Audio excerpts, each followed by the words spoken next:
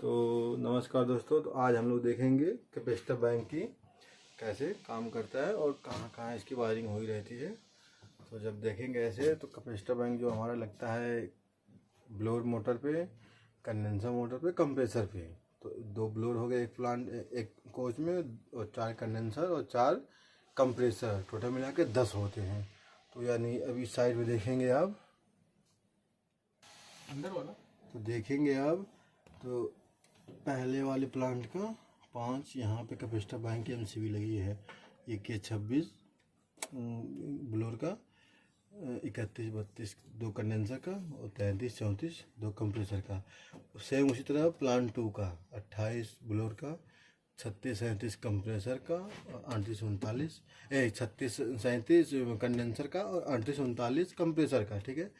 Heater में capacitor bank नहीं लगता क्योंकि हीटर का पावर लॉस नहीं होता है, उसमें कोई मतलब वाइंडिंग नहीं होती है। तो मोटरों में जिसमें वाइंडिंग होती है, जैसे कोई चोक है या मोटर है, तो उसमें मतलब पावर फैक्टर लॉस होता है। तो उस लॉस को इम्प्रूव करने के लिए एक कैपेसिटर बैंक लगाया जाता है। तो कैपेसिटर बैंक बेसिकली काम क्या करता है कि जो पावर फैक्टर लॉस हो रहा है उस पावर फैक्टर को इम्प्रूव करता है। जैसे मान लो हमने लगा दिया कंप्रेसर, तो बेसिकली जो पावर फैक्टर होता है, जैसे मान लो हमने कंप्रेसर में अगर कैपेसिटर बैंक लगा हुआ है, तो अगर मान लो कंप्रेसर 8 एम्पियर ले रहा है और कैपेसिटर बैंक को हम ऑन कर देंगे तो पावर फैक्टर इंप्रूव करके इसको 6 एम्पियर पे ले आएगा। तो ऑल ओवर होता क्या है कि जैसे मान लो कोई टोटल एम्पियर 22 एम्पियर ले रहा है, कैपेसिटर बैंक चालू करेंगे 17-18 एम्पियर पे आ जाता है, 15 एम्पियर भी आ जाता है। तो पावर फैक्टर को इम्प्रूव करता है, जो एनर्जी लॉस होती है उस एनर्जी को ये स्टोर करके इम्प्रूव करता है। तो इम्प्रूव कैसे करता है, तो इसके हाई कैपेसिटर लगे हुए हैं नीचे, देखेंगे कोच के नीचे तो कैपेसिटर बैंक लगे हुए हैं। तो हम कैपेसिटर बैंक को देखेंगे कहाँ लगे हुए हैं। तो पहले हम देखते हैं कि काम कैसे करता है और कहाँ पे इसकी कनेक्शन होता है और कहाँ पे क्या होता है। तो जब इसको समझने के लिए कि इसकी कनेक्शन कहाँ पे होती है, तो ऐसा समझिए कि बाहर देखिए, कैपेसिटर बैंक को समझने के लिए हम सबसे पहले चलेंगे एमपीसीबी से। तो देखेंगे हमारे यहाँ पे 5 ही एमपीसीबी लगी हुई है। एमपीसीबी क्या है, हीटर पे नहीं लगी हुई। तो जैसे एक blower motor, 2 condenser motor, 2 compressor, एक ब्लोअर मोटर, 2 कंडेंसर, 2 कंप्रेसर। तो जब यहाँ सप्लाई जाती है तो कॉन्ट्रैक्टर में जाती है। ठीक है, ब्लोअर की कॉन्ट्रैक्टर में, कंडेंसर कॉन्ट्रैक्टर में, कंप्रेसर कॉन्ट्रैक्टर में। जब कंप्रेसर से सप्लाई निकलती है तो वो सप्लाई निकल के इन वागों के द्वारा जाती है रूप में, छत के ऊपर जाएगी हार्टिंग कनेक्टर के द्वारा। अब कैपेसिटर बैंक क्या होता है, यही वागों पे जुड़ता है। तो कैसे जुड़ता है, तो आपको हम सीरियल बाय सीरियल नंबर बताते जाते हैं कि जुड़ता कैसे है। तो जो ये एमपी कैपेसिटर बैंक का जो बेंच देख रहे हैं, तो जो ऊपर की तरफ तार है ये इसका इनपुट है और ये आउटपुट है। ये जो तार है ये कैपेसिटर बैंक में जाएगा नीचे वाला, और जो ऊपर वाला तार है वो वागों में लगेगा। तो वागों में कहाँ लगेगा, तो जैसे देख लीजिए ये जो वागों हैं, तो जैसे अब देखेंगे हम 1 नंबर से चालू करते हैं।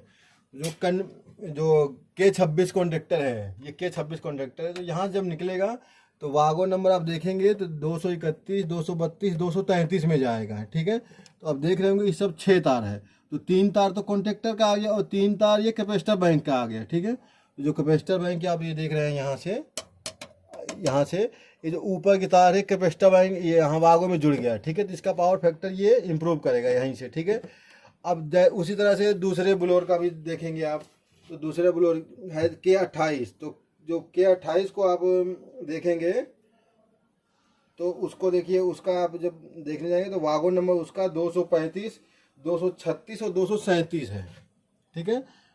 235, 236, 237, ये देखिए यहाँ पे 235, 236, 237 दूसरे ब्लोअर का। यहाँ पे देखेंगे 6 तार। देखिए इधर इनपुट में देखिए 3 तार है, आउटपुट में 3 तार है, लेकिन इनपुट में कितना तार है, तो 6 तार है। तो 6 तार क्यों है, क्योंकि ये 3 तो कॉन्ट्रैक्टर से आया और 3 कैपेसिटर बैंक से आया, तो इसमें जुड़ गया। ठीक है। तो इस वजह से यहाँ पे आउटपुट में सब में 6 तार है। किसमें 6 तार है, 2 कंडेंसर में, 2 ब्लोअर में, 4 कंडेंसर में, 6 कंप्रेसर में।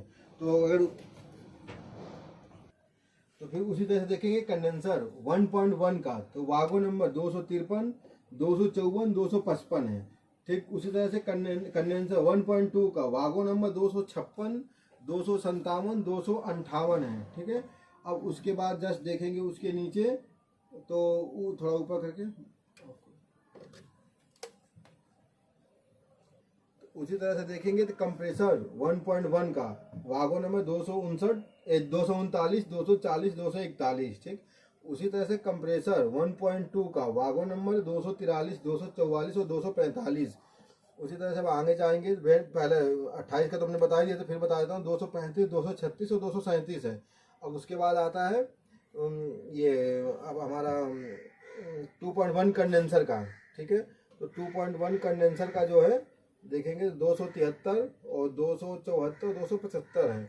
उसी तरह से दूसरे वाले कंडेंसर का भी 276, 77, 278 है। और 2.1 कंप्रेसर का 259, 260, 261 है वागो नंबर। और 2.2 कंप्रेसर का देखेंगे 263, 264 और 265, ये वागो नंबर है। तो जितनी ये आउटपुट आप देख रहे हैं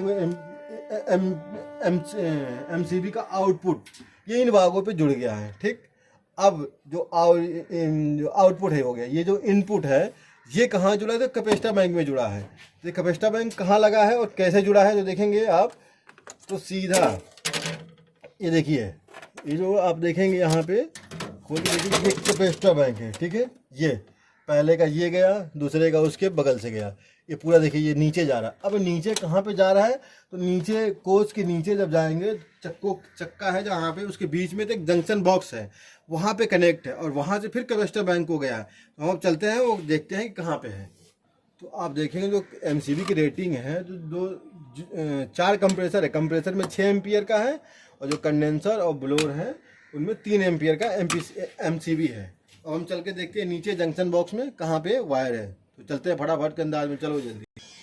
तो जब आप कोच के नीचे उतरेंगे, जैसे एक चक्का है, तो ये चक्कों के बीच में जब जाएंगे आप, तो देखते जाइए, तो ये आप देखेंगे ध्यान से, तो ये देखिए जस्ट चक्के के सामने ये जंक्शन बॉक्स है, यहाँ पे कैपेसिटर बैंक की तार आई हुई है। प्लांट 1 का है तार, पहले 15 तार उसका है, 15 तार उसका, और प्लांट 2 का 15 तार। अब यहाँ से जो तार जाएगा वो अब जा रहा है ये कंड्यूट के रास्ते। अब देखेंगे तो ये जो कंड्यूट है इसके रास्ते, ठीक है, ये रास्ते से ये जा रहा है। अब ये जाते हुए यहाँ पे आप देखेंगे तो ये देखिए, ये कंड्यूट 2 है ना, पहले एक का है कंड्यूट, एक दूसरे का दूसरा, 15 तार एक कंड्यूट में है। अब ये है कैपेसिटर बैंक। तो हम चल के देखते हैं, अब फिर ऊपर हम चलेंगे साइड में, आप देखेंगे तो इस तरह से कैपेसिटर बैंक है, ठीक है, ये कैपेसिटर बैंक। अब इसको हम खोल के देखते हैं इसके अंदर तो कैसे है। देखिए जब इसको ओपन करेंगे तो इस टाइप का कैपेसिटर आपको दिखेगा।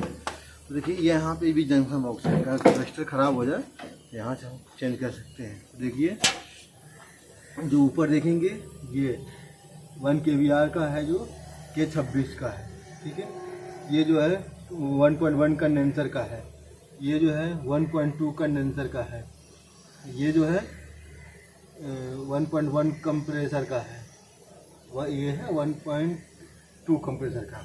उसी तरह से नीचे जब देखेंगे, देखिए ये 2 नंबर ब्लोअर का है, 2.1 कंडेंसर, 2.2 कंडेंसर, 2.1 कंप्रेसर और 2.2 कंप्रेसर। तो इसको आप देखिए कॉन्सेप्ट में, ये देखेंगे ब्लोअर का पहला ब्लोअर, दूसरा ब्लोअर, ठीक, सामने पहला 1.1 का कंडेंसर, 1.2 का कंडेंसर, 1.1 का कंप्रेसर और 1.2 का कंप्रेसर। 28 नंबर ब्लोअर का ये हो गया, तो बता ही दिए थे पहले। अब 2.1 कंडेंसर, 2.2 कंडेंसर, 2.1 कंप्रेसर, 2.2 कंप्रेसर। जो जंक्शन बॉक्स से वायर आ रहे हैं 15 वायर देखेंगे आप, इसको 3 3 6 9 3 12 3 15, ये देखेंगे 15 का जैक है। तो ये पहला प्लांट 1 का हो गया, ये प्लांट 2 का है। ये जो कैपेसिटर है देखेंगे तो कंडेंसर और ब्लोअर में 1 kVR का लगा हुआ है, और कंप्रेसर में 3 kVR का लगा हुआ है। तो जो हमारा कंप्रेसर कंडेंसर ब्लोअर को पावर फैक्टर इंप्रूव करके देता है, वो कैपेसिटर बैंक है। अगर कैपेसिटर बैंक कभी फट जाता है या ख़राब हो जाता है, काम नहीं करता है, तो यहाँ से जैक को खोल के और वो कैपेसिटर बैंक निकाल लेंगे, और दूसरा इसी मतलब रेटिंग का दूसरा हम यहाँ पे फिर से इंस्टॉल कर देंगे। फिर से हमारा काम करने लगेगा। तो आई होप कि आप समझ गए होंगे। यहाँ से गया जंक्शन बॉक्स नीचे और वहाँ से ऊपर एमसीबी पे, एमसीबी से जो कॉन्ट्रैक्टर और कंप्रेसर के बीच में जो वागो है वहाँ पे कनेक्ट है और वहीं से ये पावर फैक्टर को इम्प्रूव करता है।